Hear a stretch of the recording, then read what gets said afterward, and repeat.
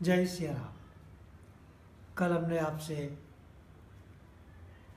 चर्चा की थी कि मंत्रा जी के परामर्श पर कैकेयी राजा दशरथ जी की सबसे प्रिय रानी को भवन में पहुंच गई और उन्होंने अपने बहुत पुराने मांगे 2 वर्ष जो सुरक्षित रखे हुए थे देवासुर संग्राम से, वो उन्होंने आज उसका सदुपयोग किया।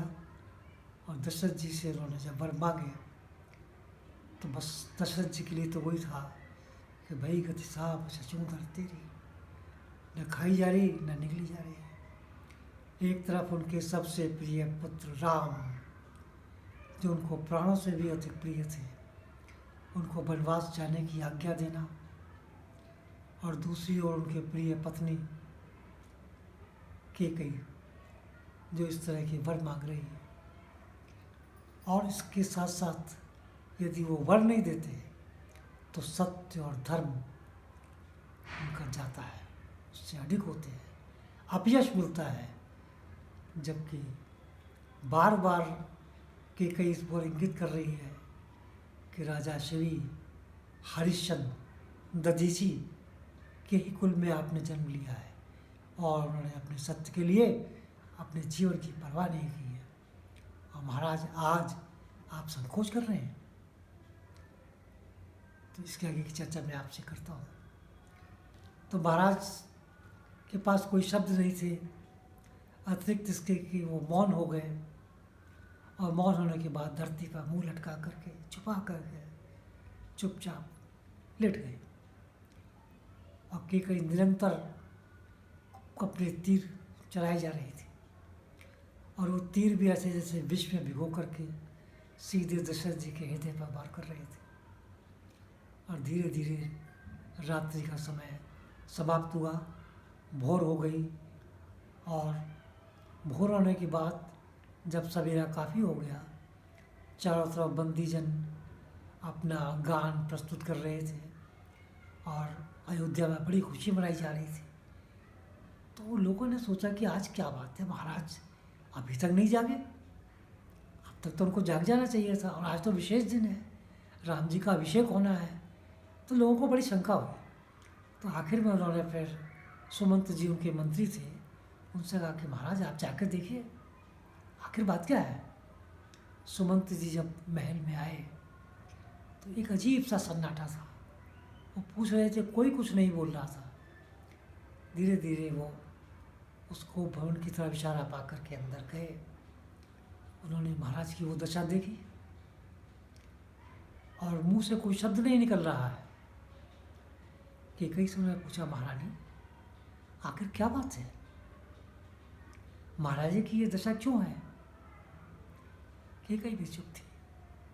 2 मिनट की शायद महाराज कुछ कहे, लेकिन उनके मुंह से जब कोई शब्द नहीं निकला तब कैकेयी ने कहा कि महाराज अपने धर्म और सत्य से की दुविधा में है कि इसको छोड़ें या इसको रखें। आज इनकी उस स्थिति का वर्णन ये खुद अपने मुंह से नहीं कर पा रहे। तो बहुत पूछने पर, सुमंत जी के बार बार आग्रह करने पर उन्होंने कहा, वास्तव में बात यह है कि इनको राम प्राणों से अधिक प्रिय है, और ये राम राम राम कहते कहते पूरी रात कट गई है, और इसका समाधान राम के आने पर ही होगा। तो अच्छा ये होगा कि आप तुरंत जाएं और राम को यहाँ बुला लाएं। बस फिर क्या था, सुमंत जी उल्टे पांव सीधे राम जी के निवास पर पहुँचे। राम जी ने उनका स्वागत किया और बड़ा आश्चर्य किया कि महाराज आप यहाँ कैसे इतना सुबह। तो उन्होंने उनसे चर्चा की और कहा, राम ये समय खराब करने का समय नहीं है, आप तुरंत जिस अवस्था में है चलिए। बस राम जी ने ऐसे ही चल दिए। अब चूँकि नगर के बीच में से निकल रहे थे और लोग देख रहे थे, सुमंत जी को जाते भी देखा और उनके साथ राम को आते देखा, जिनके सिर पे न मुकुट है, न मुंह पर किसी तरह की प्रसन्नता है, बल्कि एक अजीब सा चेहरे पर निशानी आ रही है दोनों के। तो लोग बड़े चिंतित थे, भीड़ लगती चली गई, आखिर हुआ क्या है। तो राम जी जब पहुँचे तो उन्होंने महाराज से पूछा कि महाराज क्या बात है, आप मौन क्यों हैं, आखिर हुआ क्या है। तो वो कोई उत्तर नहीं दे रहे हैं। इस पर कैकई ने कहा कि राम, ये तुम्हें प्राणों से अधिक प्रिय मानते हैं और आज इनके सम्मुख ऐसा संकट आ गया है कि अपने मुंह से ही कुछ नहीं कह पा रहे और ये तुम्हारे मोह में सब कुछ त्यागने को तैयार हो रहे हैं या ये चुप हैं। अब इसका निराकरण तुम स्वयं करो या इनसे परामर्श करो। तो राम जी ने फिर कहा, लेकिन दशरथ जी एक शब्द नहीं बोले। फिर उनका माता, आप ही बताइए बात क्या है, बस इतना कहना था। कैकई के मुख पर एक अजीब सी खुशी थी कि अब मुझे मौका मिल गया। तब उन्होंने कहा, राम, मैंने कभी इनसे 2 वर मांगे थे और वो सुरक्षित थे। आज उसका सुअवसर आया है और मैंने समय जान करके इनसे मांगा है। अब इनके सामने केवल एक ही है, राम, और ये रात भर राम राम करते रहे क्योंकि तुम्हारी वजह से ये मौन है। तो उन्होंने कहा, माता ऐसी क्या बात है। तो उन्होंने कहा, वो मेरे मन में जो आया, जो उस अवसर में मुझे उचित लगा, वो मैंने मांग लिया, इसमें क्या बात है। ये तो मेरे ऊपर है कि मुझे क्या वर लेने हैं। तो उन्होंने कहा कि देखो, पहला वर मैंने मांगा है भरत को राज्य, और दूसरा वर मैंने मांगा है कि सुबह होते होते आप वनवास को 14 वर्ष के लिए चले जाएं, अयोध्या त्याग दें। इस पर तुम्हारे महाराज मौन है।